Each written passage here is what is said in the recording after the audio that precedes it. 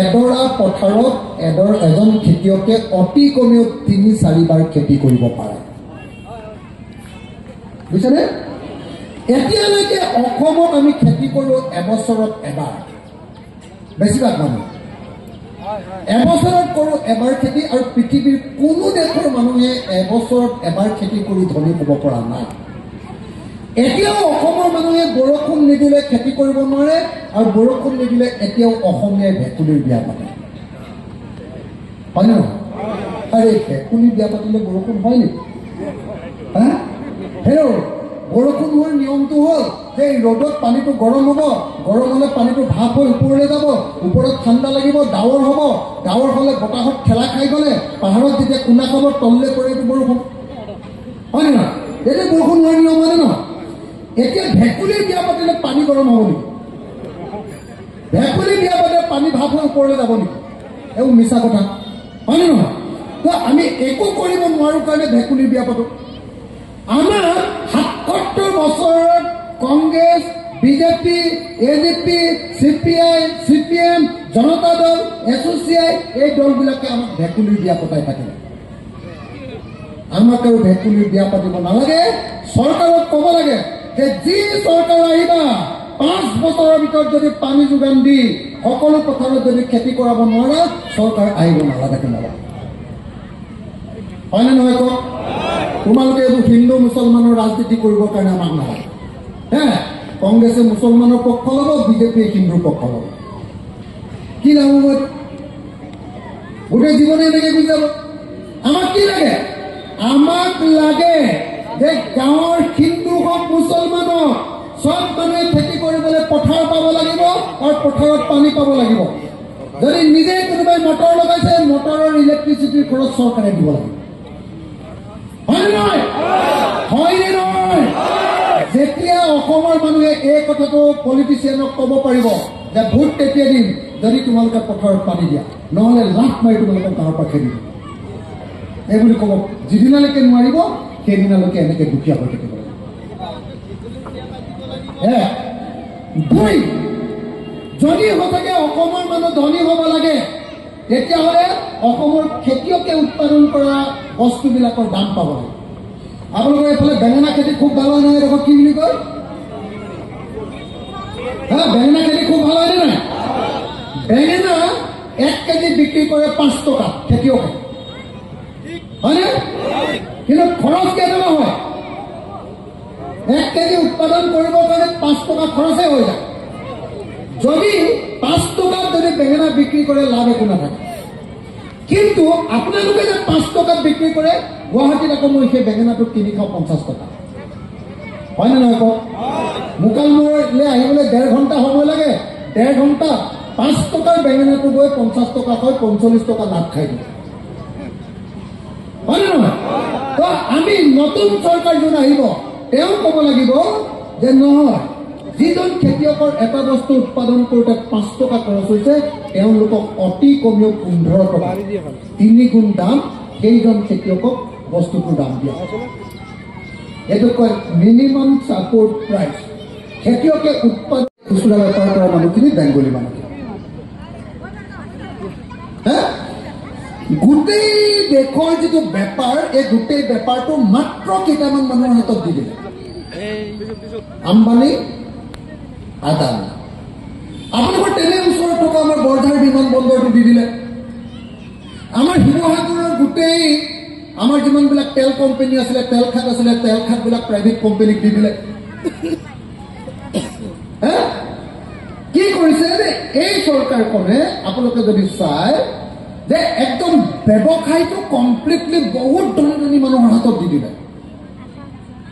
আগতে আমি BSNLক ফোন কৰিছিলোঁ এতিয়া BSNLটো মাৰি পেলালে BSNLৰ যিমানবিলাক টাৱাৰ আছে 1 টকা খৰচ নকৰাকে জিঅ'ক দি দিলে BSNLক চলাবলৈ নিদিয়ে নেটৱৰ্কটো সেইটো চলাবলৈ দিয়ে জিঅ' আমাৰ টকাৰে BSNLটো বনাইছিলোঁ ৰাইজৰ টকাৰে চৰকাৰী টকাৰে দি দিলে কাক জিঅ' গতিকে জিঅ'ই প্ৰথমতে ফ্ৰীকে আপোনাক সিম কাৰ্ড দিলে এতিয়া জিঅ'ৰ সিম কাৰ্ড আটাইতকৈ দাম এনেকৈ গোটেই ভাৰতবৰ্ষৰ বজাৰখন এটা এটা ধনী গুজৰাটী কোম্পানীৰ হাতত আমাৰ গোটেই বজাৰখন দি দিছে। গোটেই বজাৰ সমস্ত বজাৰখন এফালৰ পৰা দিছে। মই যদি আপোনালোকক সুধো আজিৰ দিনটো যে আপোনালোকৰ গাঁৱৰ মানুহবিলাকে খেতি কৰাক বাদ দি, ডেকা ল'ৰাবিলাকে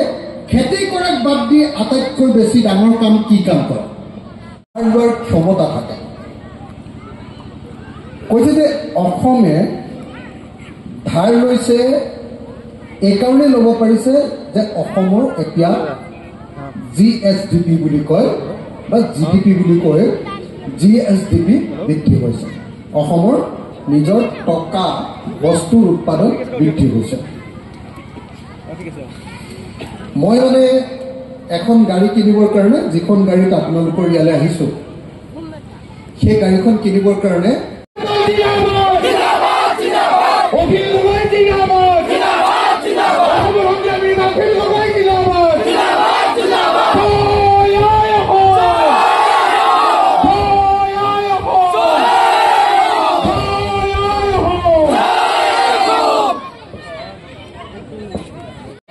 আমি নলবাৰী জিলাৰ সভাপতি